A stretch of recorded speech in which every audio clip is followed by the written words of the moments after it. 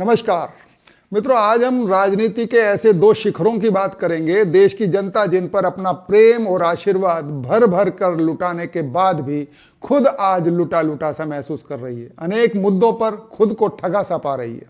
क्या वास्तव में गलती कर दी है जनता ने मोदी और योगी जैसे नेताओं को चुनकर, या फिर ऐसा भ्रम पैदा करने के पीछे विपक्ष की कोई चाल है?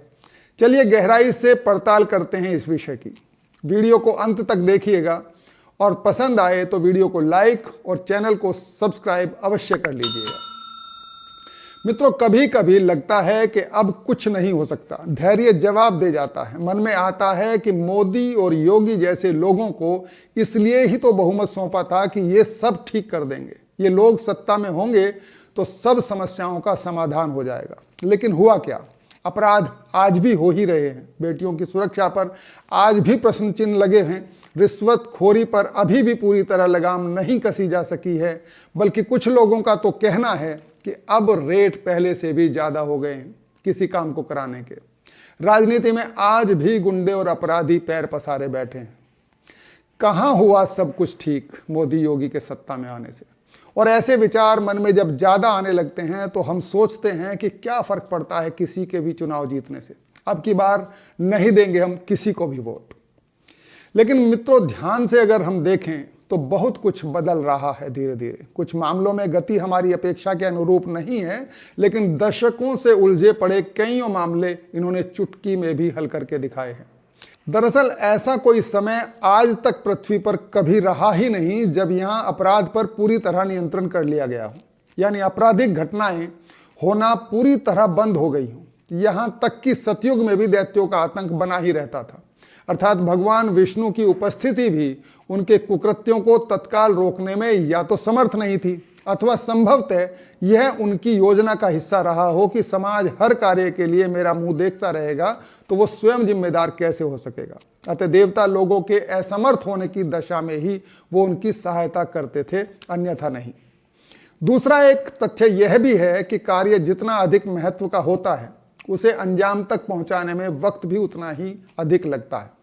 जानवर का बच्चा पैदा होते ही अपने पैरों पर खड़ा हो जाता है, जबकि इंसान के बच्चे को खड़ा होने में 1-1.5 साल लग जाता है। राम ने रावण को मारने के लिए ही अवतार लिया था, लेकिन 5, 7, 10 साल में नहीं मार पाए थे वो उसे। बचपन से ही उन्होंने राक्षसों को तो मारना प्रारंभ कर दिया था, परंतु रावण का आतंक उनके आने के बाद भी लगभग 20-22 वर्षों तक बना ही रहा था।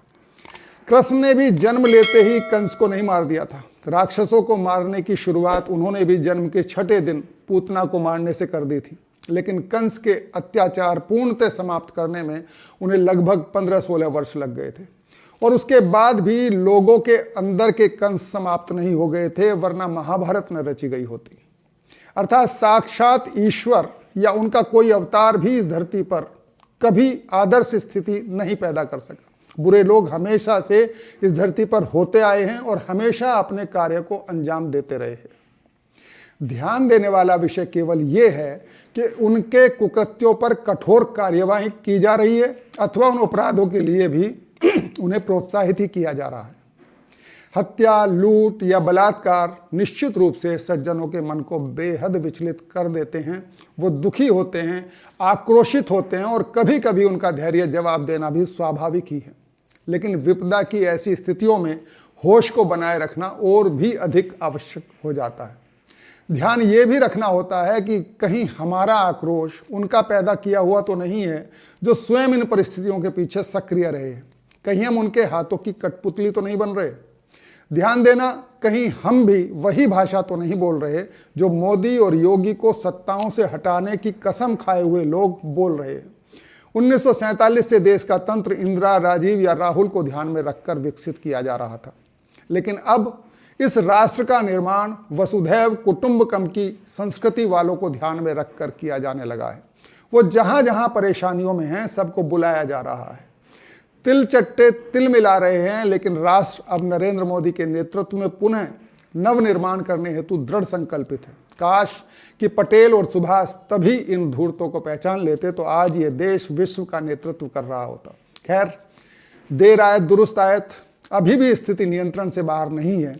थोड़ा वक्त लगेगा, लेकिन सब ठीक हो जाएगा। All is well.